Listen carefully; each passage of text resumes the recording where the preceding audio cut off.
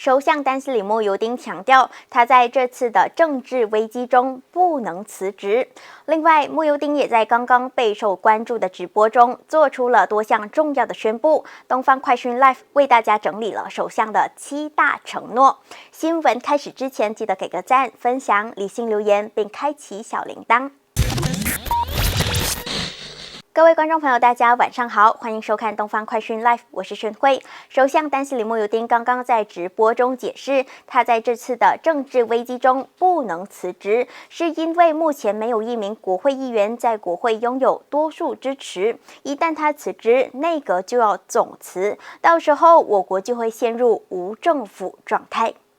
Jika saya meletak jawatan pada masa ini, saudara-saudari sekalian, bukan saya seorang saja yang berhenti untuk menjadi Perdana Menteri.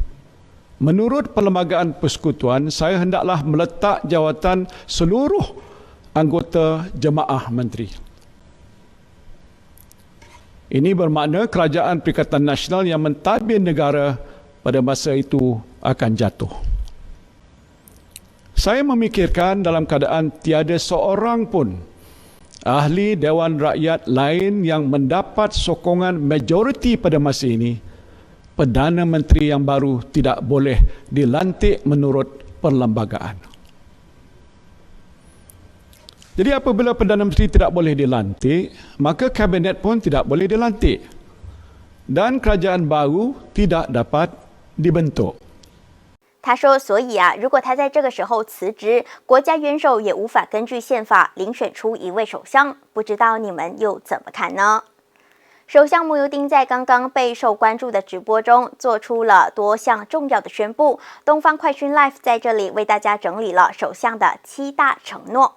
第一，为了扩大疫情中给予人民的援助，所有的国会议员不分党派将获得常年拨款。第二，财长会听取各方的意见，包括反对党领袖所提到的改善国家复苏计划。第三，如果获得2/3跨党派议员的支持，莫尤丁将提呈修宪案，限制首相任期2届，另外还制定反跳槽法案。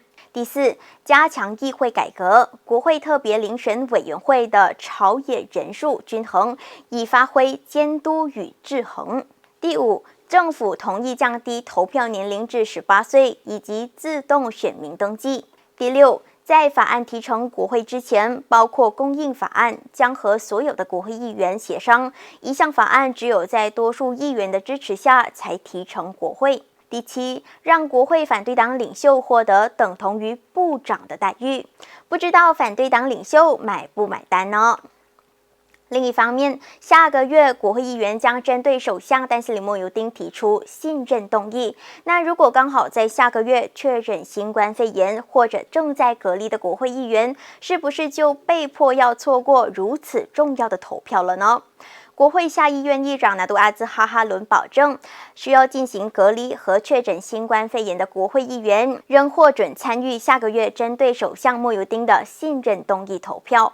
他说，国会将让每一位国会议员进行投票，就像之前的财政预算案投票。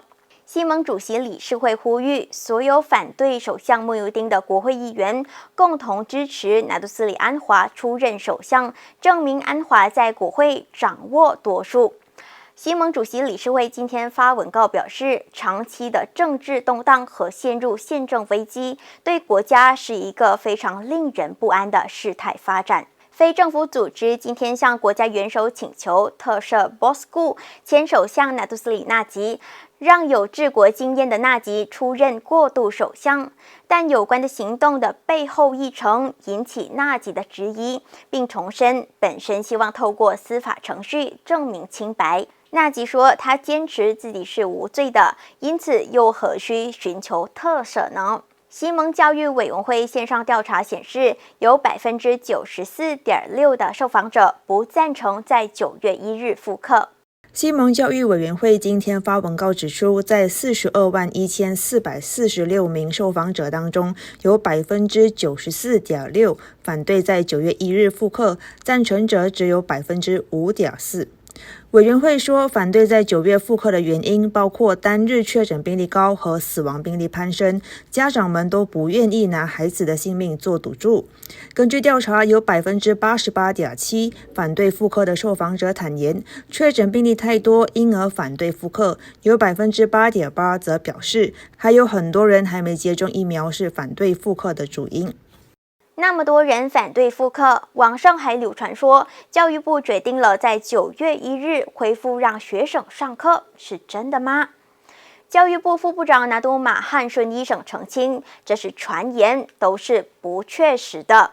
马汉顺今天发文告说，教育部长在7月17日的宣布中已经说明，教育部只是暂定在9月开课，但到时候能否如期开课，还需要评估疫情状况再做决定。说到疫情，我国的新增确诊病例今天报有21468宗，7个州属及联邦直辖区破1000宗，包括有着惊人的7449宗病例的雪兰莪，还有吉隆坡、柔佛、吉打、槟城、吉兰丹以及沙巴都突破了1000宗的关口，而森美兰和霹雳也有着超过900宗，逼近1000宗。科学公益及革新部长凯里宣布，在全国冠病疫苗接种计划下，12至17岁的青少年将会开始被安排接种疫苗。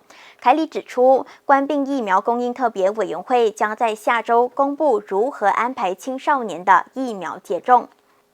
台湾抗疫女神贾永婕宣布，跨国支援前线行动开始，将送出2000套防护衣到大马的吉打州苏丹阿都哈林医院，让许多网民都涌入留言感激她的善举。哥打三巴拉罕空军基地今早经传枪击事件，导致4名执勤的空军死亡。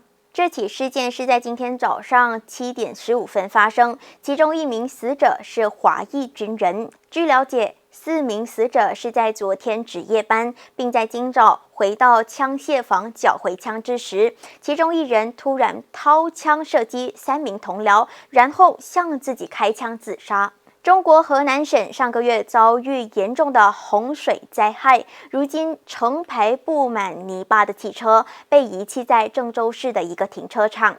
河南营保监局副局长马超在10号表示，至今至少有23万8千辆受损的车辆被送往郑州郊区的汽车坟场。东方快讯 Live 已经来到了尾声，感谢您的收看。星期一请继续留守，祝大家周末愉快，晚安。